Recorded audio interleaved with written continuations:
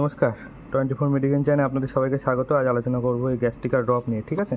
তো এটার দাম 63 টাকা 80 পয়সা মতো পড়ে। এটা সমস্ত জায়গায় আপনারা অ্যাভেলেবেল সহজে পেয়ে যাবেন।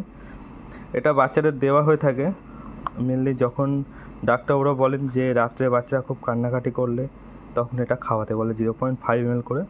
এবার এক বাচ্চার ওয়েট বা তার উপর নির্ভর করে ডাক্তারবাবুরা প্রেসক্রাইব করে থাকেন, ঠিক আছে। আমি যে বলেছি 0.5 ml তাই বলে 5 ml খাওয়াবেন তা নয়। ডাক্তারবাবু যেরকম প্রেসক্রাইব করবে সেইভাবেই আপনারা এটাকে খাওয়াবেন।